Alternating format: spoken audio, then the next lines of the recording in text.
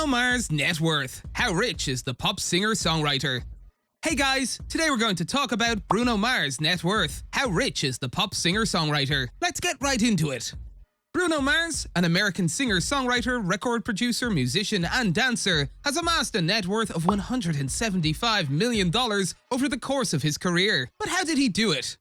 Bruno Mars was born on October 8, 1985, in Honolulu, Hawaii, as Peter Gene Hernandez. Peter Hernandez, his father, is half Puerto Rican and half Ashkenazi Jewish, and his mother, Bernadette San Pedro Bello, is Filipino and Spanish.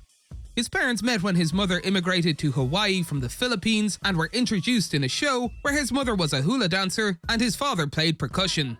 His mother is a singer and dancer, and his father used to perform Little Richard's music. His uncle is also an Elvis Presley impersonator, who encouraged him to perform and impersonate Elvis Presley and Michael Jackson hits. This has inspired him to pursue a career as a performer. He began performing 5 times a week with his family's band, the Love Notes, when he was 4 years old. As a young Elvis Presley impersonator, he became well known among Hawaiians. Bruno Mars has been dubbed Little Elvis since he was 5 years old, and has even performed at the Aloha Bowl halftime show in 1990. Bruno Mars relocated to Los Angeles in 2004, where he eventually signed a record deal with Motown Records. However, this went nowhere, leaving him devastated. He then seized an opportunity to speak with will.i.am's management, which also went nowhere. Fortunately, his time with Motown Records benefited his career because American singer-songwriter and record producer Philip Lawrence was also with the label at the time. Mars signed with Westside Independent with American record producers Steve Lindsay and Cameron Strang in 2005 after Motown dropped him. Mars realized that writing and producing hit songs was the best way to kickstart his career. Lindsay, an American record producer, mentored Mars on writing pop music and guided him throughout his career. Lindsay believes in Mars' talent and musical ability, so he taught him the ins and outs of songwriting.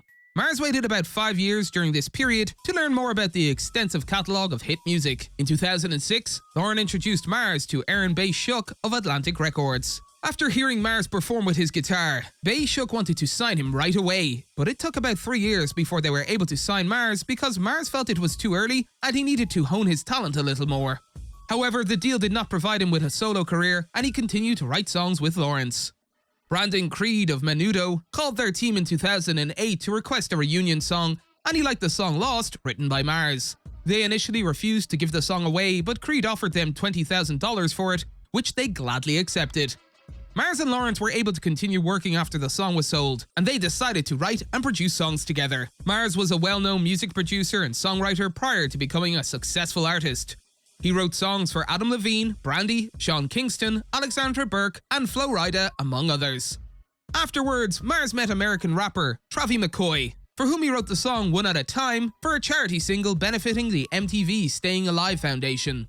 McCoy liked him, and the two eventually collaborated on songs Nothing on You and Billionaire, which gave Mars the boost he required to launch a successful solo career. The songs were a huge success, and peaked at number 10 on several international music charts.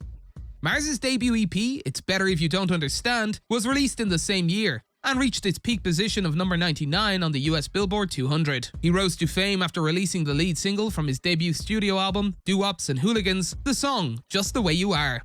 On the Billboard 200, his album debuted at number 3 and 15.5 million copies were sold worldwide. It included 2 more of Mars' top hits, including Grenade and The Lazy Song.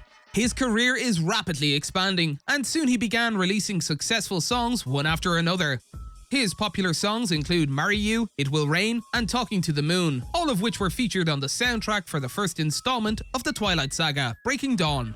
When Mars decided to release an album with a variety of musical genres in 2012, he decided to sign a contract with BMG Chrysalis US to publish his work internationally. Unorthodox Jukebox, the album he released in December 2012, debuted at number 2 on the Billboard 200 and went on to sell more than 6 million copies worldwide. Numerous Bruno Mars songs, including When I Was Your Man, Treasure, Young Girls, and Gorilla, can be found on the album. His rapid rise to fame and subsequent performances at prestigious events like the Grammy Awards and the Super Bowl halftime have cemented his commercial success on a global scale. He even had his Las Vegas residency soon after, which lasted for 4 years from 2016 to 2020. As of that time, he had sold more than 130 million albums all over the world, placing him among the all-time best-selling artists in the history of music. As a result of all of his hit songs that were released and the numerous music ventures he embarked upon, he had created various revenue streams and was able to amass a fortune that is estimated to be worth $175 million. That's all for today, and we'll be sure to catch you all in the next one.